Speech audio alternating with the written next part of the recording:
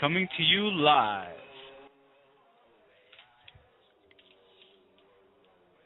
On this day, October 10th, 2012, this voice is coming to you from the furthest reaches of space, deep inside, presenting the incredible, the amazing, Dr. David Jubb with the universe inside our mind.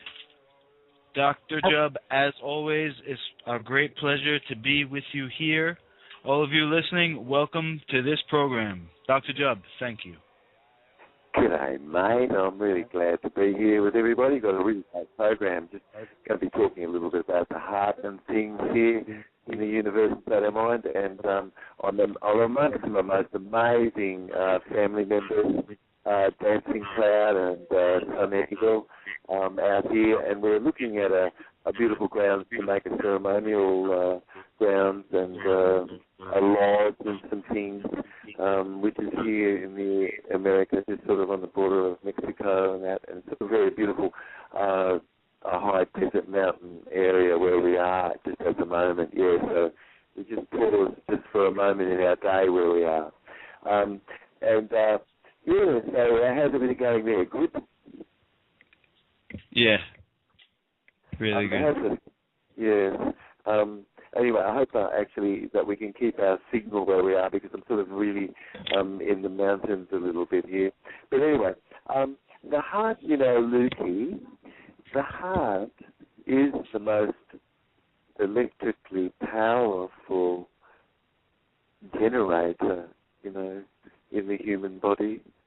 And the red blood cell corona, well, you could say a red blood corpuscle because it's really not a cell, but it has a corona discharge, and it's extremely, very, very, very bright red as it's energized.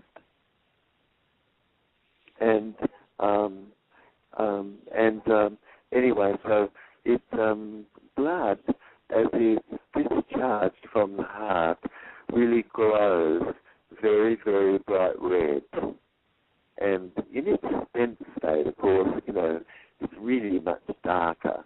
But the heartbeat, really is a fluid, acoustical phenomenon, meaning sound. And deep inside, the body, the heart, in a chamber, we've talked a bit about, and people could look into this. It has a really beautiful, the upper chamber has a very rough cut shape, and it's perfectly shaped to absorb all the percussion and the vibration. And also, too, it's so amazing that the heart is in its own pericardium sac and slips frictionless, without any friction, and it's not anchored to any structure, but just in space. And this causes it to have a perfect ability to be a resonator as an instrument, And so the bone in the skull is made, with very, very smooth, sort of like you could say like a marble-like calcium, if you could look and see in the world like a granite even, in comparison. And in the brain, we have these gorgeous, beautiful lakes and very large ventricles and small in the brain, and these large ventricles and lakes act as acoustical resonators.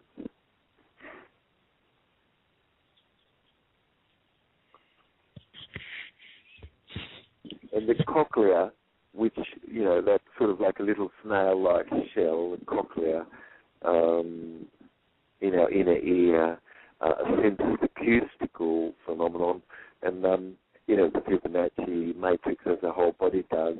But that this cochlea, for sensing sound, is in the finest bone structure of our body. And when we would look at the bones of ourselves, you could see how incredibly fine the bone is, right there where the cochlea is, where listening is. And the cochlea and these sensing acoustical phenomena in the finest bone matrix in the body, it allows a very high fidelity to be happening, in your sensing. And you've got,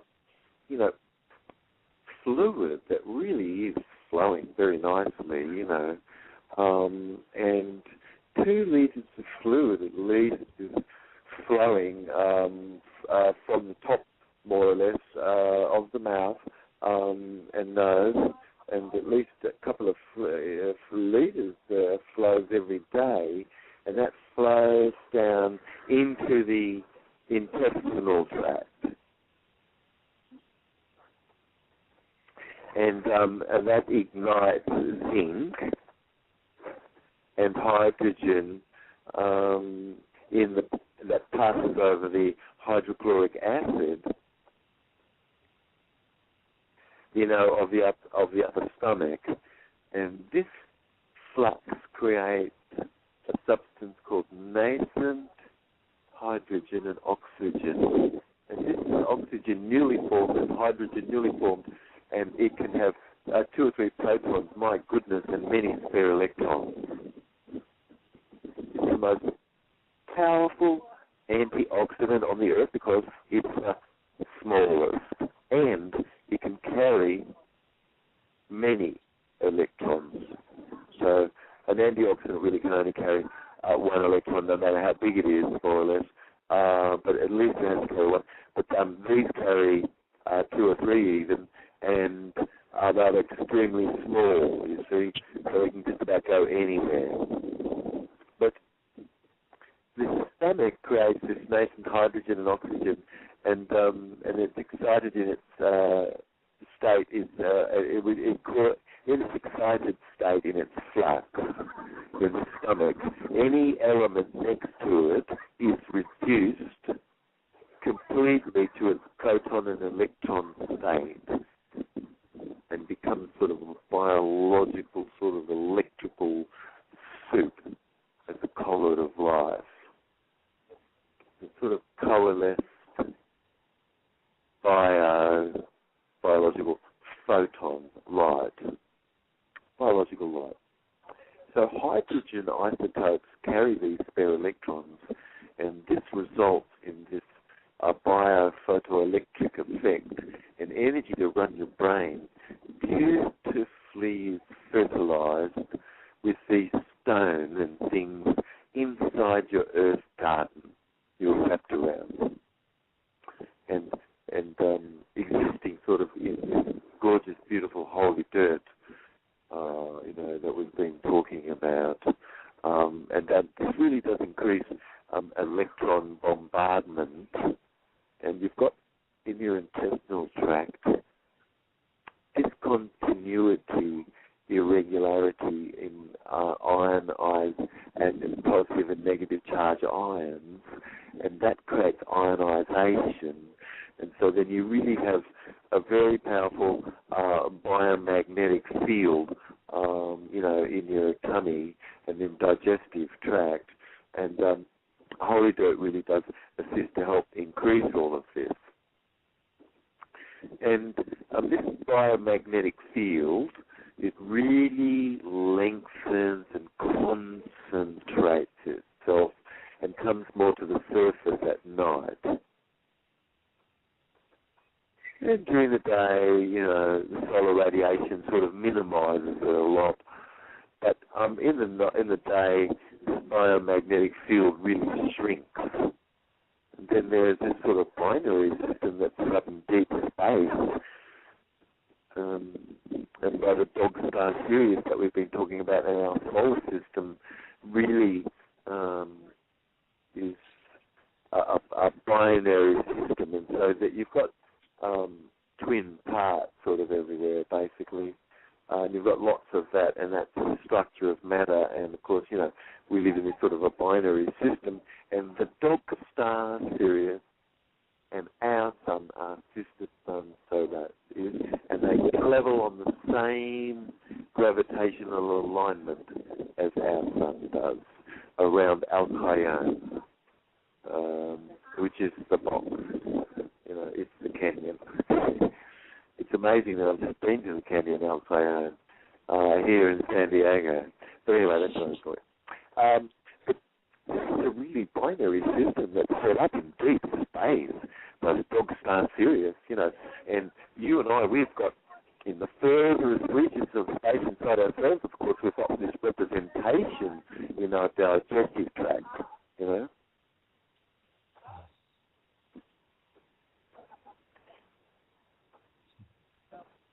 all the planets, of course, all the plants, everything has a shape. And, of course, we've been talking about 432 and how this is 12 overtones being present nicely for resonation, in how sound can create shape.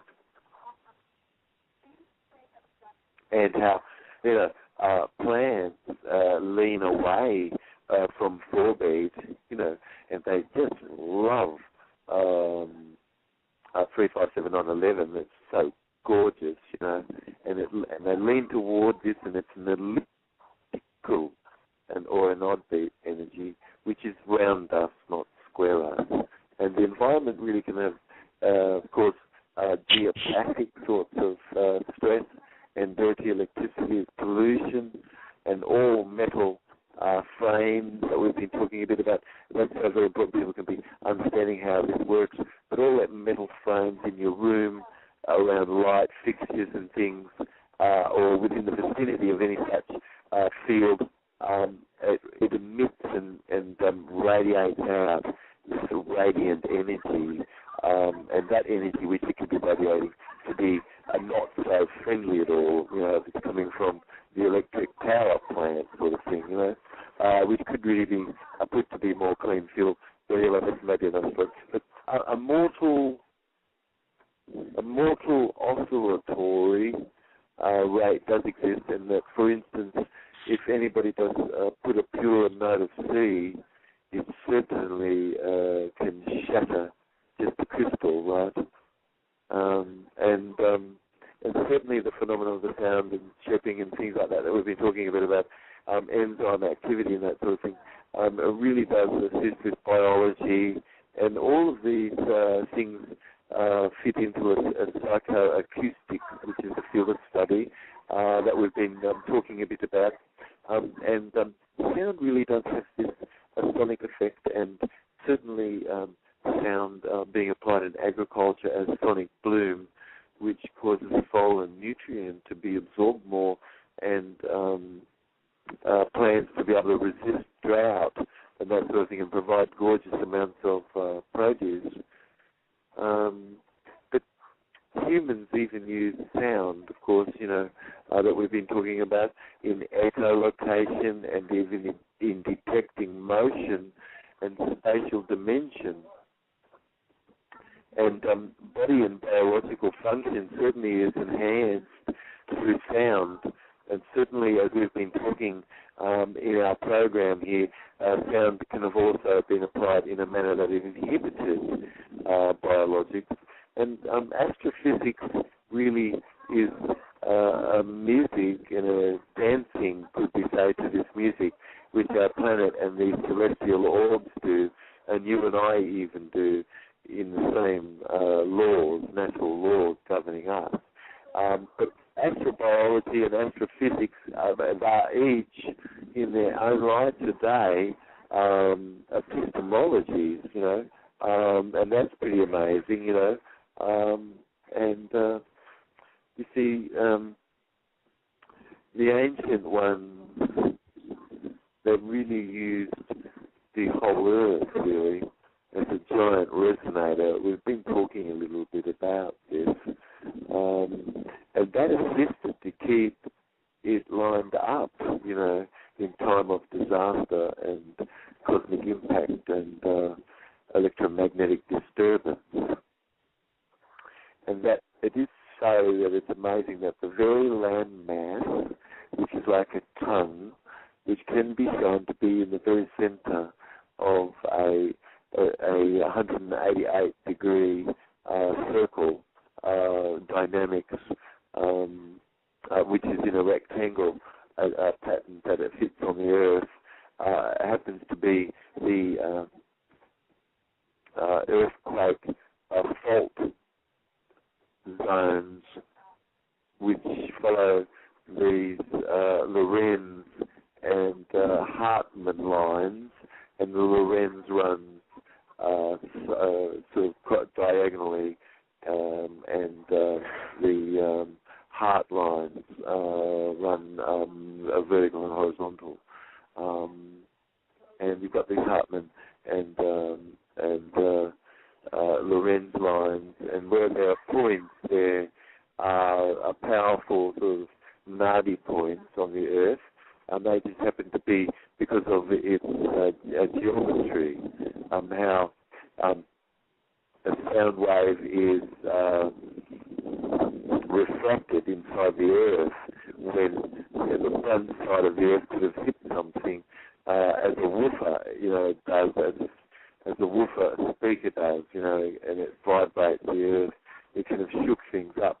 But the Pyramid of Giza is put on this beautiful tongue of land, and on this tongue, which can be shown like a body, has very many discontinuity layers of lime and paramagnetic material to carry positive and negative flows underneath itself within the tongue. And in that escarpment, which really is a tongue, and of course the mouth is opened up recently, and you can even go to Google and see how much it's opened. In this tongue, you have a body of a throat, and in that throat you have the Pyramid of Giza. And the Pyramid of Giza is set up to be as a body, and the expression of a body on the Earth of a human being or a body, and its digestion created energy that it brought forward from the Earth's current and poles, and it was a natural energy that when it was put into the grid that followed the Orion constellation perfectly, they caused everything to be in that valley around 80 miles wide of the pyramids, an extremely rich, fertile valley where, of course, back in these days, you've got a beautiful, beautiful Garden of Eden, because you've got a lot of water back then, yeah. But it certainly could be shown that it did line the Earth up, and it absolutely is still to this very day in this very, very central matrix, and that does have a network of pyramids that are at a 52-degree angle, and by 3 dimensions represents gravity's curvature. So I think personally these people had such an enormous intelligence, but that it can be perfectly shown to be reverse engineered, that the pyramidal complex did line the Earth up so that most of the meteorite impact would land in the Pacific and in the ocean. shown that it does correlate perfectly with the black hole, which has been designed to work powerfully in the past, which has more basalt rock and stone put there in this structure than the whole wall of China. And it's so enormous that it's just like going blip, blip for anybody that's looking at the Earth from outer space. And it's an extremely black hole made out of basalt rock right there in Nanmadol. And that's 1,500 miles south of Japan and about 1,000 miles, 900 miles north of New Guinea in the Pacific. And when that was functioning, it can be shown how amazingly located that was, put to be in the absolute magnetic eye of the Earth, Lukey. And it can be shown that the structure that is there, which the natives say was floated, which would have taken people such an enormous civilization to have built, and did feed an extremely large population of people back then in the Pacific, called Mu. And this is the time before Lemuria, but that's another story that we'll get to. But anyway, this network of pyramids really does have this 52-degree angle and does have a three-dimensional representation of gravity's curvature, wobbling by a binary beatput, by our sun being part of a binary system, which is the dog star Sirius. And the pyramid placed on the Earth, the survivors of Atlantis built this, we've been talking about, as a memorial, really, just to really also to open up a stargate in ourselves that can protect the Earth in times of calamity, and still to this very day work to some degree, though in the days when water flowed around the pyramid and the water pump worked, gravity pump worked perfectly in the pyramid, it did generate an enormous energy field, which could run all the electrics back then. But anyway, that's another story. But it is so amazing, that it absolutely can be shown how geometrically, amazingly put, all these amazing structures are, and how a very, very similar dimension has been put within these. But beyond the dog star Sirius, you've got Betelgeuse. And Betelgeuse, is a red dwarf star, and it's 1.5 light years away, and it's estimated really to be about 95,000 astronomical units from our sun.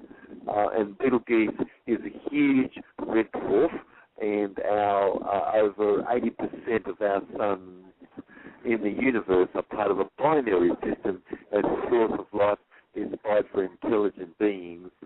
And in the bronze and silver, gold and dark ages that pass, our sun travels backward and up and down through the galactic plane. And on December 21st, 2010, was its entering of this. And anyway, the ancient people and the natives talk about two suns coming to be.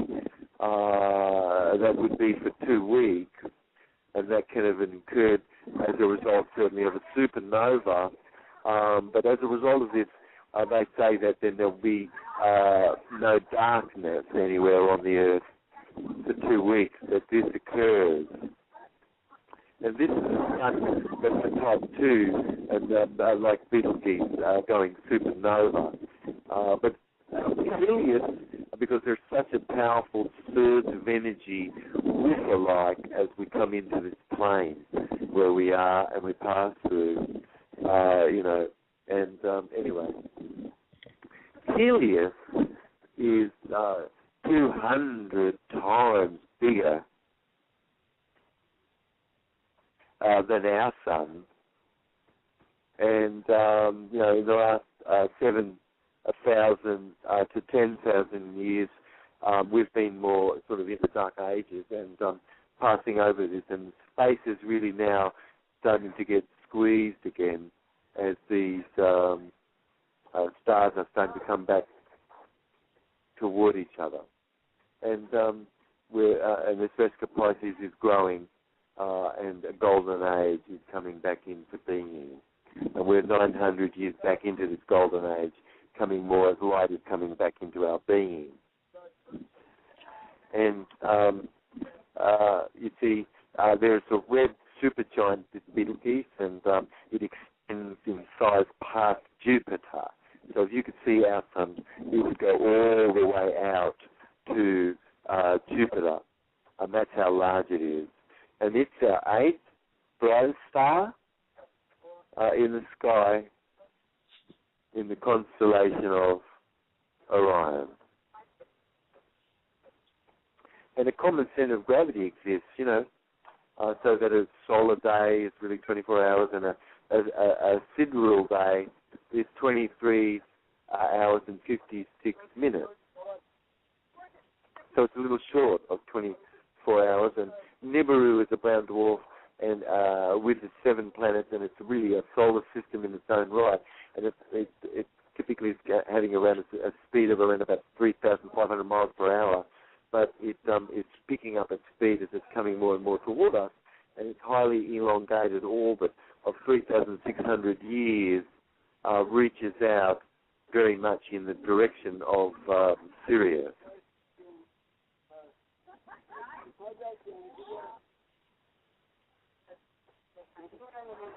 Are you with me, mate? Yes, Dr. Joe. Can you hear me? Yeah. Hopefully they're still hearing me. Sorry. But anyway, if Nibiru is coming in, definitely was involved in Noah's flood, right, which we will be talking about during our program coming up in the future. We will be talking more about the sinking of Atlantis and the Tower of Babel and the Hebrew Exodus and these sorts of things that we do. A lot of us know about a bit. But Nibiru really did have a very powerful condition imposed during these times that was called the crossing. And so people started wearing the cross a bit, and using that. But this is a time of a backward C shape, which is really an empty tomb. And this is the living Christ and Tankashila inside, which is about a warmth and blood. And it's really beyond anything historical. Yeah. But every 12,000 years or so, Nibiru, of course, we've been talking a bit, and the Earth can have found themselves on the same side, honest to God, and that when that can have occurred, there is a locking on magnetically, and it could be only 20 million miles completely there, and reversing our poles and erasing all on the surface. There could be a 3-mile high tidal wave, and a 1,000-foot shock waves, and the electromagnetic frequency pulse disturbances, and individuals can have their memories even erased during time like that, and that can happen within even half an hour, you see. But when this has occurred, the natives talk about this. They say there will be a beautiful winged, horned appearance. And the natives use the colours red, black, and white primarily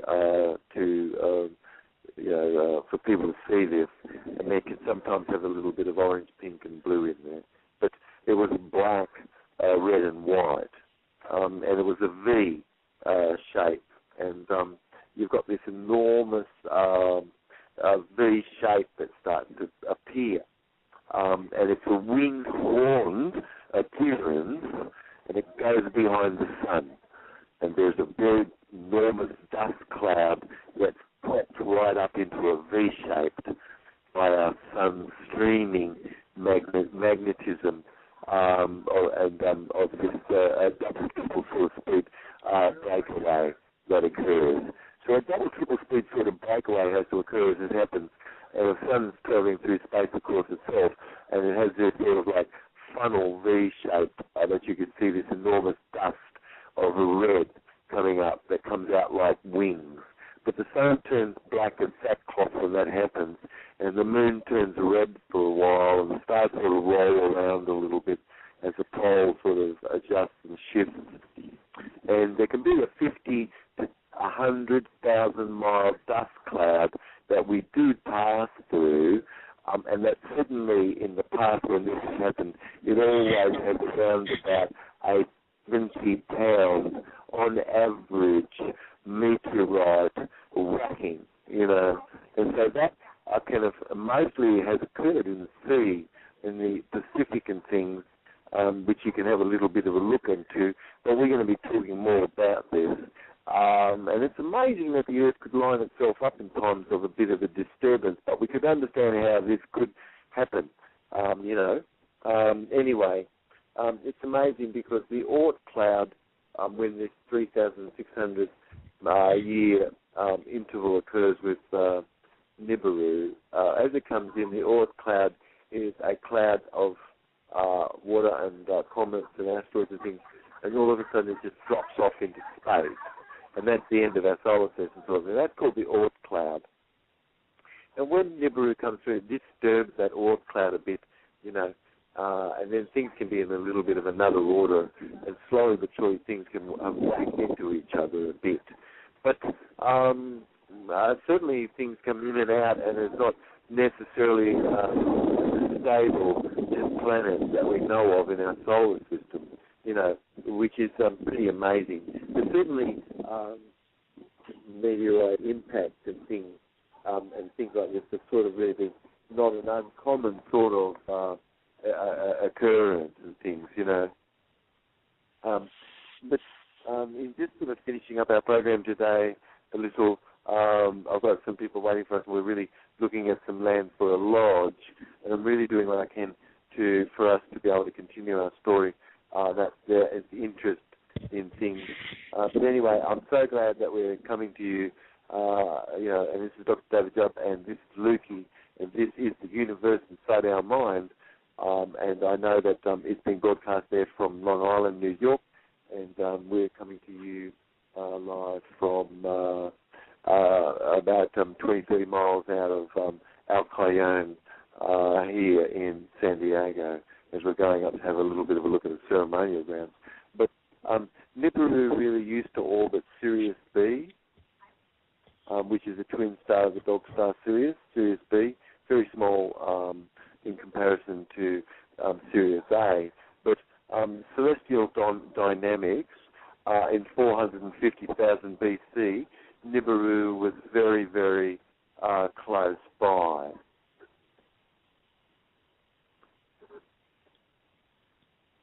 And Nibiru's orbit is far out into space, and then sometimes it gets closer into Sirius, and otherwise, and then sometimes into our sun. But the observed annual increase, Lukey, and the absolute increase of precessional rate is due to an external influence, and this which I'm explaining explains this influence, and it's not due to the Earth's axial motion at all, as people have thought, but yet it really is explained exactly, with the expectation being this in a binary star system, like our sun is, with the dog star Sirius. And they're oscillating toward and also away from each other. And at the moment they're coming toward each other, Lukey, and the velocity and acceleration increases until its greatest at its closest approach, and then perihelion occurs, and then a decrease to reach its furthest point of separation, and then the Earth precession is an evidence that our solar system really is in this binary system. and the ancient Indians had such a powerful scientific understanding of our universe beyond your wildest imaginations, mate. I'm telling you. You know what I mean? And they did know how to create invisibility and a whole range of things, which hopefully we can get into a little bit more. But the Dog Star Sirius certainly, and our sun have a 25,772 year cycle, you know, yet this time kind of not had to have been necessarily constant, but the Dog Star Sirius and our solar system sort of has this pattern of 25,772 years, and then there's the disturbing of the Oort cloud, certainly, and on the outer edge of our solar system, you've got a creation of very serious sort of comet-like threat to the Earth and asteroids and things, and certainly the Oort cloud and asteroid and comet bodies on our outer edge of our solar system, you know, have really occurred. And I really would love in our future program here that's coming up, if it's all right, to talk a bit about how outer space exists inside your inner garden that you're wrapped around. You know what I mean? And that there's a golden age really that we're approaching in our binary system, and it's amazing. It's possible for us to talk about this golden age being approached and how this creates meaningful change, and how the Earth really continuously passing through this sort of shooting gallery, I guess you could say, as comets.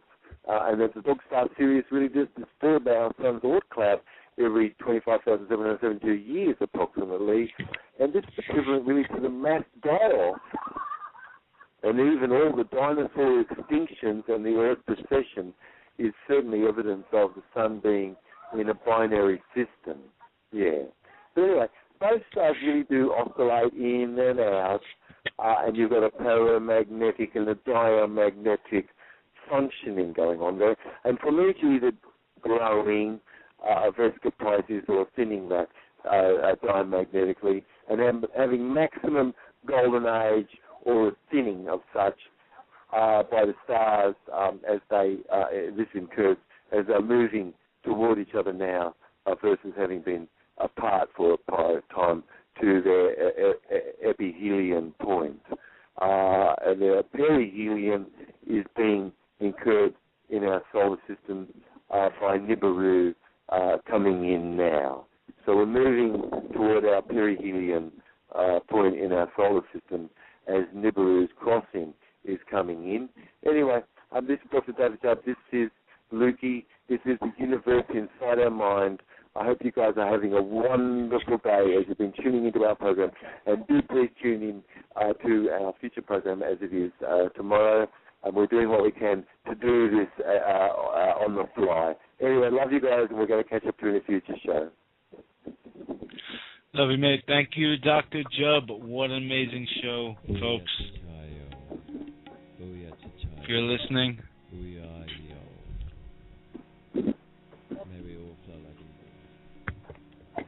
I don't know that you could have heard a story like this before. I don't know that you could have heard a story like this before. I don't know that you could have heard a story like this